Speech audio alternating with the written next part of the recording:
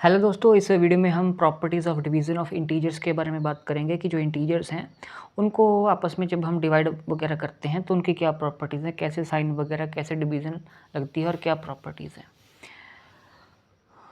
तो हमने ये जाना था कि मान लीजिए दो इंटीजर्स को जब हम ऐड करते हैं तो तीसरा भी आपका जो नंबर है वो आपका एक इंटीजर ही आता है, ठीक है। फिर हमने किया था अगर दो इंटीजर को हम मल्टीप्लाई करते हैं तब भी तीसरा नंबर जो है इंटीजर ही आता है। दो इंटीजर्स को अगर हम माइनस करते हैं तो तीसरा नंबर भी इंटीजर आता है। अब हमने ये देखना है कि जब हम दो नंबर्स को डिवाइड करेंगे तो क्या तीसरा नंबर भी इंटीजर आएगा कि नहीं आएगा। मान लीजिए एक इंटीजर -8 है, ठीक है, दूसरा इंटीजर है -4, इनको हम डिवाइड करेंगे, ठीक है। -8 डिवाइडेड बाय -4 का मतलब क्या हो गया, -8 डिवाइडेड बाय -4, माइनस माइनस से कट गया, 4 1 का 2, 4 2 का 8, प्लस का 2 आ गया, ये तो इंटीजर है, ठीक है।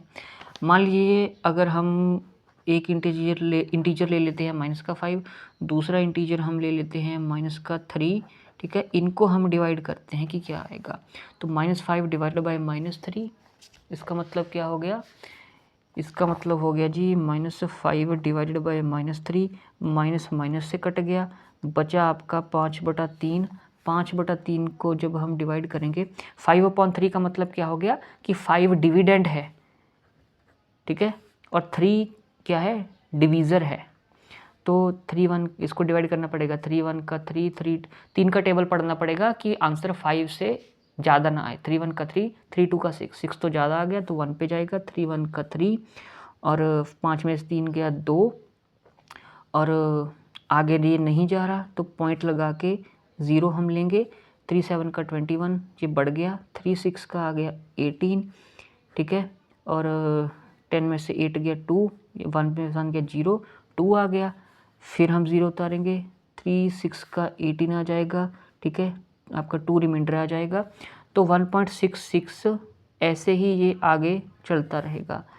तो 5/3 आपका 1.66 आ गया। तो -5 एक इंटीजर था, -3 एक इंटीजर था, इनको डिवाइड करके आपका प्लस का 1.66 आ गया। ये है क्या, ये इंटीजर है? नहीं, ये एक डेसिमल वैल्यू है, डेसिमल में आंसर आया है, पॉइंटों में।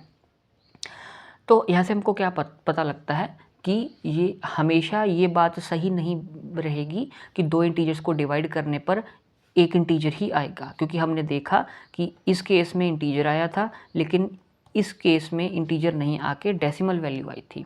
तो जो प्रॉपर्टी थी ना, क्लोजर प्रॉपर्टी थी, क्लोजर प्रॉपर्टी कि दो अगर आप इंटीजर्स को आप प्लस करोगे या मल्टीप्लाई करोगे या माइनस करोगे तो इंटीजर ही आएगा, लेकिन क्लोजर प्रॉपर्टी आपकी डिवीजन के केस में सही नहीं बैठती, क्योंकि हर बार ऐसा नहीं होगा कि दो इंटीजर्स को डिवाइड करके आपका इंटीजर ही आएगा, आपकी डेसिमल वैल्यू भी आ सकती है।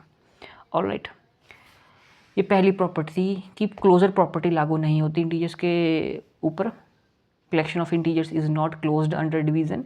दूसरी प्रॉपर्टी क्या है, दूसरी प्रॉपर्टी आपकी ये कहती है कि a डिवाइडेड बाय a आपका 1 होगा और a डिवाइडेड बाय 1 आपका a होगा, ठीक है। इसका मतलब a डिवाइडेड बाय a हम देख लेते हैं कि 5 डिवाइडेड बाय 5 का मतलब क्या हो गया, 5/5, ये 5 1 का 5, 5 1 का 5, 1/1 आ जाएगा। अगर किसी भी फ्रैक्शन है और न्यूमरेटर के नीचे डिनोमिनेटर पे 1 है तो उसका मतलब न्यूमरेटर ही होता है, तो 1 आंसर आ गया, ठीक है। मान लीजिए 6 डिवाइडेड बाय 6 है, इसका मतलब 6/6, 6 1 6, 6 1 6, 1/1 यानी कि 1 ही आएगा, ठीक है। तो सेम इंटीजर अगर न्यूमरेटर पे है और सेम इंटीजर डिनोमिनेटर पे है तो आंसर आपका 1 आएगा। दूसरा a डिवाइडेड बाय 1 था a, ठीक है, तो 3 डिवाइडेड बाय 1 आपका क्या होगा, 3 होगा, ठीक है। मान लीजिए आपका -7 डिवाइडेड बाय 1 लिखा हुआ है तो इसका मतलब है -7/1 इज इक्वल टू -7 ही होगा, ठीक है। डिनोमिनेटर जो होता है, डिनोमिनेटर डिनोमिनेटर पे अगर 1 है फ्रैक्शन की तो न्यूमरेटर ही आपका आंसर होगा।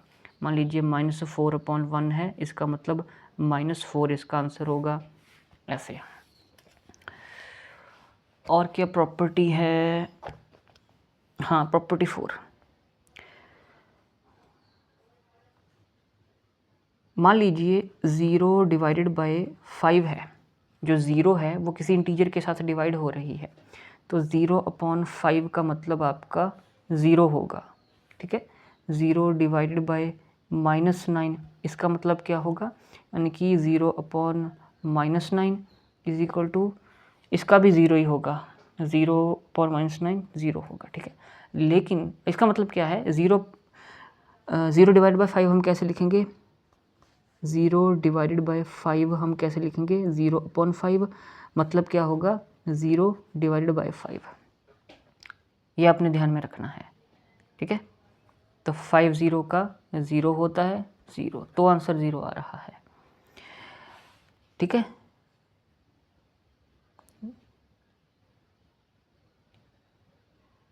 अगर 0 न्यूमरेटर पे है, 0 डिवाइड हो रही है 5 के साथ, ठीक है। 0 आपका डिविडेंड है, ये अंदर डिविडेंड होता है ना, ये आपका डिवाइज़र होता है, ये रिमाइंडर होता है, और ये ऊपर आपका कोशेंट होता है, ठीक है। तो मान लीजिए अगर 6 डिवाइडेड बाय 0 है, इसको हम कैसे लिखेंगे, 6 डिवाइडेड बाय 0 ऐसे लिखेंगे। जो डिवाइड के साइन के पहले है ना, वो आपका ऊपर न्यूमरेटर बन जाएगा। 6 डिवाइडेड बाय 0 का आंसर आपका नॉट डिफाइंड होता है, ये आप याद रखिएगा, ठीक है। मान लीजिए 4 डिवाइडेड बाय 0 को आप कैसे लिखोगे, 4 डिवाइडेड बाय 0 ऐसे लिखोगे। डिवाइड के साइन के पहले जो टर्म है वो आपकी ऊपर न्यूमरेटर पे जाएगी, और 4 डिवाइडेड बाय 0 किसी भी नंबर को 0 के साथ डिवाइड करोगे, ये आपका नॉट डिफाइंड होता है। लेकिन अब अगर आप 0/4 0 डिवाइडेड बाय 4 करोगे, यानी कि 0/4, इसका आंसर आपका 0 होगा, ठीक है। 0 डिवाइडेड बाय 4, 0/4 आपका 0 होगा।